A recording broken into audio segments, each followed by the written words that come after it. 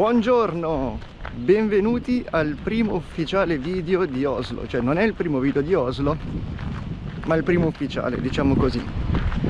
Quest'oggi andremo alla scoperta di alcune delle isole poste appena fuori la città di Oslo, isole raggiungibili tramite traghetti di trasporto pubblico, quindi se avete un normalissimo abbonamento dei mezzi o un ticket giornaliero potrete prenderli senza bisogno di acquistare un biglietto supplementare. Noi ormai sono già 2 settimane più o meno che siamo arrivati a Oslo, ci stiamo ambientando, stiamo provando a fare tutti i documenti per poter restare possiamo, lavorare pure, ma non possiamo percepire lo stipendio finché non abbiamo tutti i documenti necessari.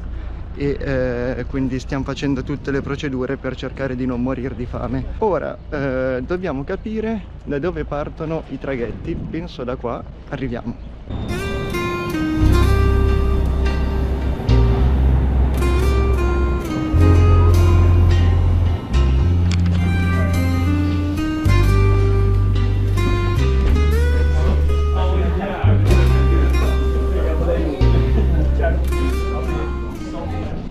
Abbiamo trovato il primo traghetto, siamo saliti, è molto bello, molto figo, c'ha la macchina del caffè, il bagno, tutto quello che dovrebbe avere un traghetto classico. Fate attenzione perché se venite di fianco ai traghetti ci sono un sacco di acchiappaturisti, delle barche che vi dicono sì vi porto all'isola e poi vi chiedono magari 50 euro per fare il tour dell'isola, quando in realtà potete andarci con 3 euro di biglietto classico. Ora aspettiamo che parte e dovrebbe arrivare in poco, tipo 10 minuti arriveremo alla prima isola, ovvero Lindøya.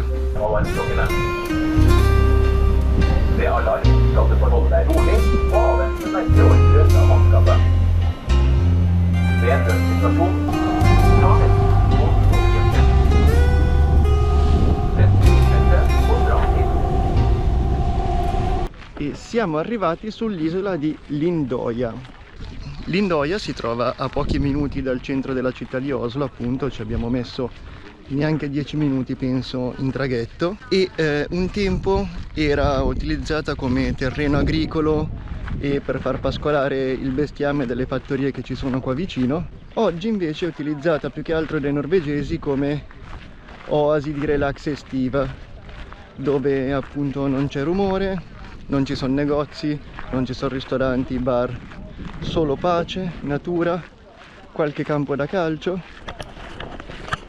E la particolarità di quest'isola è che al suo interno sono presenti più di 300 capanne di legno colorato che sono utilizzate dai norvegesi, diciamo, come rifugio estivo dal caldo e dal, diciamo, traffico cittadino. Non ci sono nemmeno particolari musei o monumenti, veramente proprio considerata l'isola della pace, la tranquillità e la natura. Un po' di anni fa esisteva un ristorante su una piattaforma galleggiante che apriva solo di estate, ma questo ristorante ad oggi non c'è più.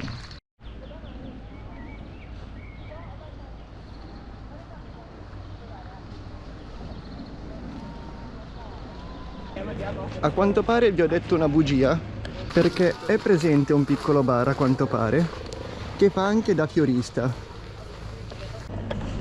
In realtà non è un baretto, è proprio un mini supermercatino, bellissimo, che fa anche appunto da fiorista. Vedete, hanno proprio tutto il necessario, dal mangiare alle cose per la casa, surgelati. Hanno l'olio in tanica, la pasta molisana, le lasagne Barilla, il lumakoni Jacob qualcosa, mutti, pesto alla genovese, salse, marmellate, patatine di tutti i tipi, un'infinità di gamberi e carne congelata. Guardate. Wuster di tutti i tipi, gamberetti, salumi, panini, pizze di dubbia provenienza con porri, ananas e salame. 46. Tac. Ne abbiamo approfittato per farci un piccolo spuntino con i panini presi da casa e piccolo break, e poi continuiamo verso il fondo dell'isola dove si dovrebbero trovare cose più belle e interessanti, si spera. Non che qua non sia bello, però in teoria là in fondo non ci credo. Le previsioni davano sole, le previsioni danno ancora sole, ma ha appena iniziato a pioverci in testa. Meno male che la Gelli aveva l'ombrello. Non curanti delle intemperie abbiamo deciso di proseguire, cioè non per altro, perché dobbiamo continuare. In realtà sta già smettendo, è stata una roba molto veloce.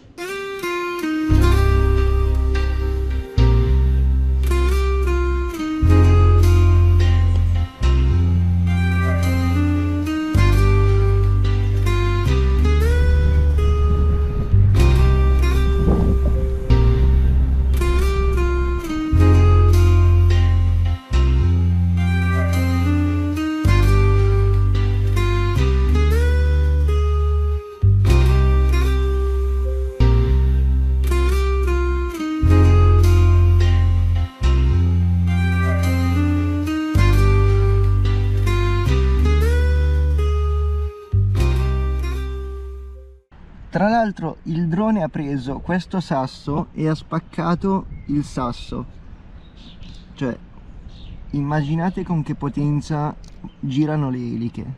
E guardate sulla spiaggia, a parte le cacche di gabbiano, c'è una chela di granchio che abbiamo trovato,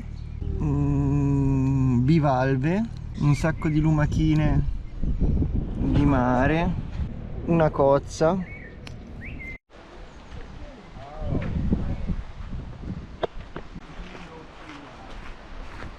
Comunque non c'è tanto da raccontare su quest'isola, ma perché vedete che si racconta da sola, è proprio un posto al di fuori del mondo. Cioè guardate,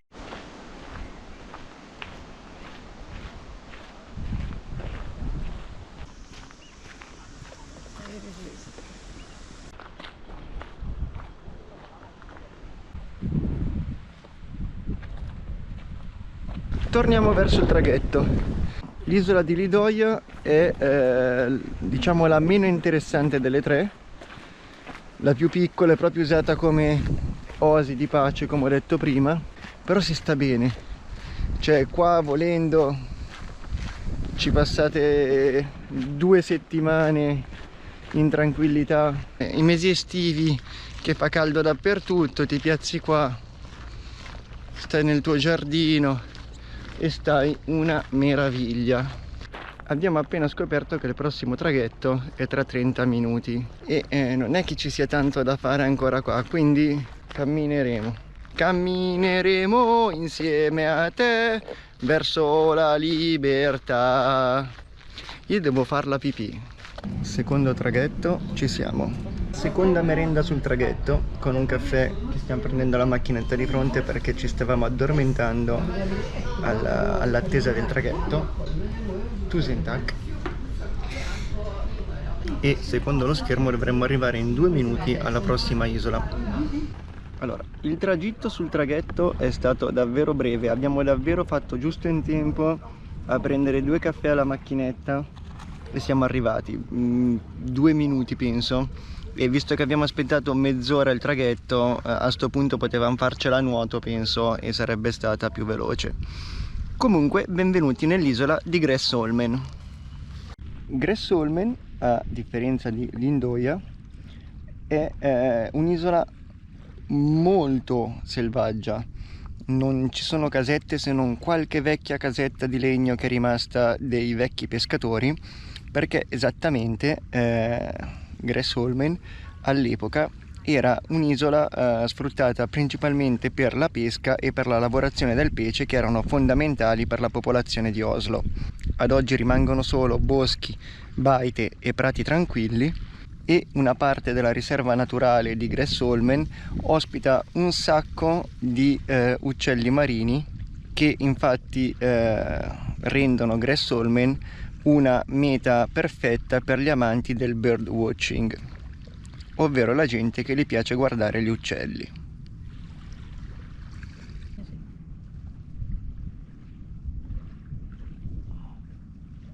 Riposino terminato, ora possiamo visitare quest'isola di pescatori, cioè che non è più un'isola di pescatori, però così fu in passato, e si vede subito a primo impatto che è un'isola molto più naturale, rurale, selvaggia. Questa è una cosa bella della Norvegia, però, cioè anche nella capitale esci 10 minuti e ti ritrovi nella natura più completa.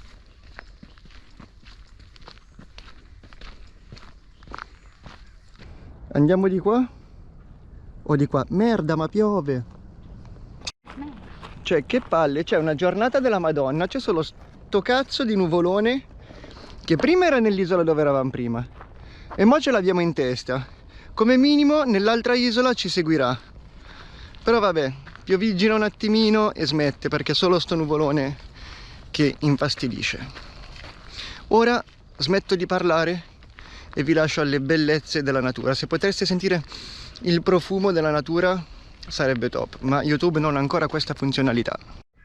Guardate quante tane di non so quale animale, è pieno. Guarda, cosa sono? Marmotte? Che poi sono un po' troppo piccole per essere marmotte, magari talpe. Comunque di fronte a me c'è tipo il tunnel per Narnia, guardate.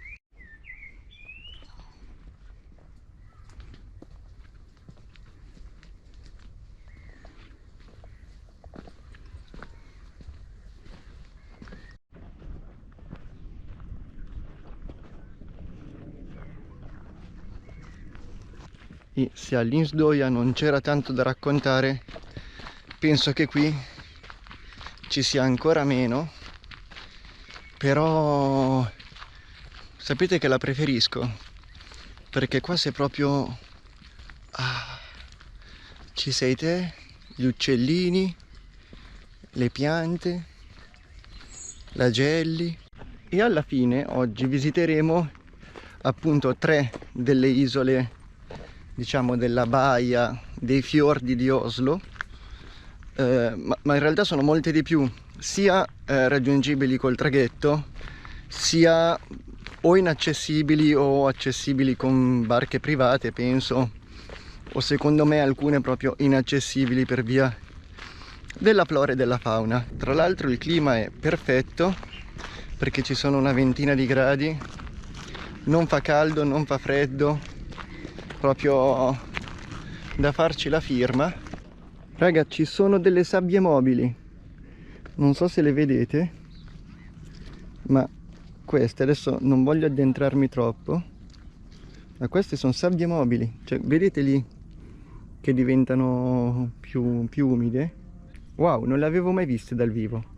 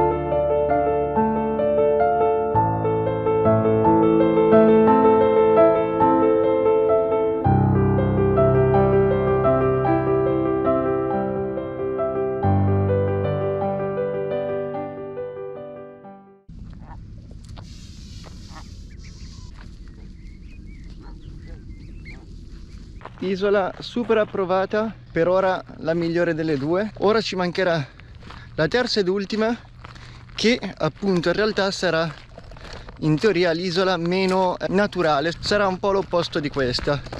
È l'unica isola dove ci sarà anche un po' di storia da raccontare, e comunque secondo me un paio di giornate dedicate a tutte queste isole valgono la pena. Cioè, tipo, io mi farei una giornata intera di relax su questa e una giornata la impiegherei appunto per visitare tutte le altre isolette che ci sono qua intorno. Ovviamente dovrete visitare tutto questo tra maggio e ottobre al massimo, settembre anche vi direi, altrimenti morite di freddo, c'è un tempo di merda e tra l'altro avete anche molte meno corse dei traghetti, ce ne sono tipo 7-8 in tutto il giorno, allora che adesso ce ne saranno una trentina al giorno se non di più.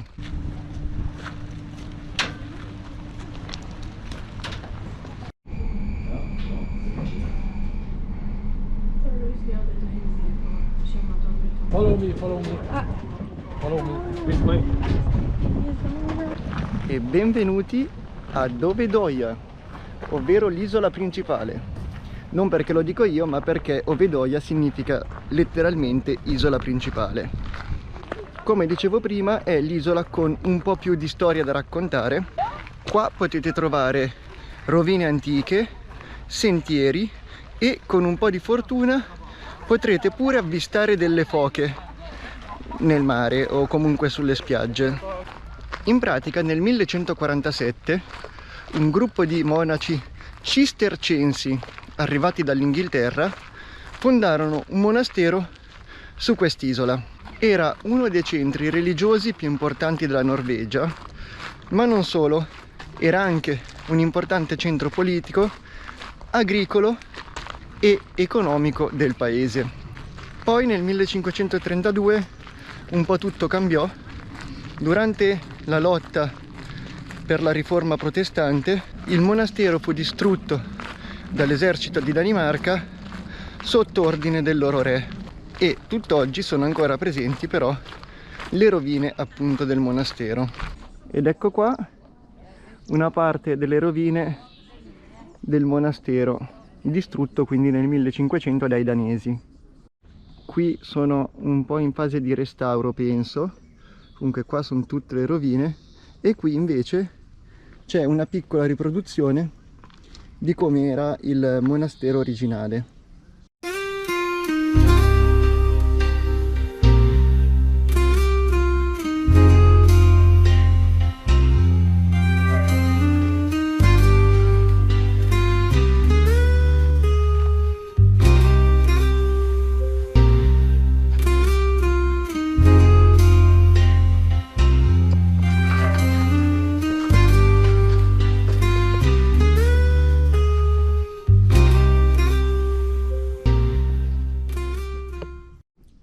Molto bello, anche se appunto ristrutturato e un po' pieno di graffiti, però rende proprio l'idea. Tra l'altro queste scale fanno una paura belva perché sono ripide, strette, alte, a chiocciola, c'è la jelly e vedete qua è raccontata tutta la storia che vi ho spiegato poco fa. E comunque la storia non si ferma al 1500 perché nel 1700 l'isola fu utilizzata come base di forti militari, come polveriere per la produzione appunto di polvere da sparo, insomma assunse un ruolo più che altro militare e infatti in teoria in mezzo agli alberi si potrebbero vedere ancora le caserme in legno abbandonate. Poi durante la seconda guerra mondiale, come praticamente tutta Oslo, anche Ovedoia fu presa d'assalto e fu conquistata dai nazisti.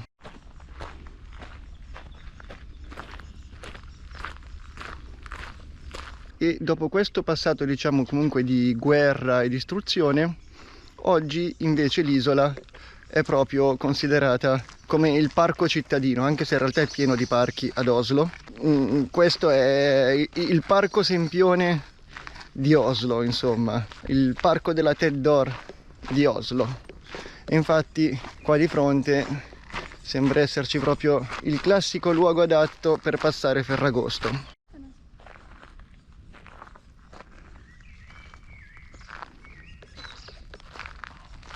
E comunque si vede subito che è l'isola più diciamo urbanizzata e turistica, è proprio tenuta come se fosse un parco del centro città, a differenza delle altre due isole che erano un po' più rustiche. Forse per questo è l'isola che, nonostante tutta la storia e tutto quanto, forse mi piace un po' meno, anche se è bellissima, è una figata, però è già più parco cittadino rispetto alle isole naturali che abbiamo visto prima.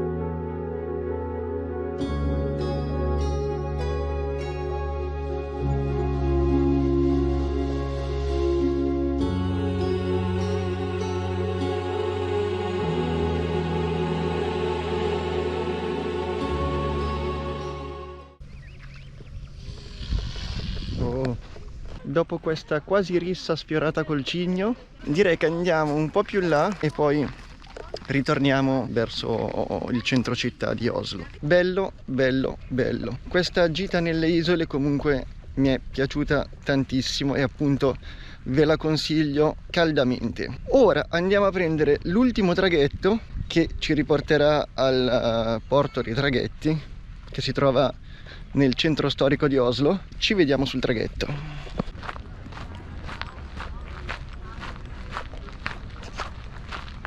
Ed eccoci sul traghetto, pronti per partire e ritornare al porto di Oslo. Ed eccoci tornati ad Oslo, che poi tecnicamente anche prima eravamo ad Oslo, perché le isole comunque fanno parte del comune di Oslo. Fatemi sapere se questa gita a voi è piaciuta, fatemi sapere quale di queste isole a voi è piaciuta di più. Appunto, se avete domande o qualsiasi cosa, chiedete pure nei commenti, condividete il video dove vi pare piace, grazie mille, mettete mi piace, grazie per avermi seguito fino a qui e ci vediamo fra 2 martedì. Ciao!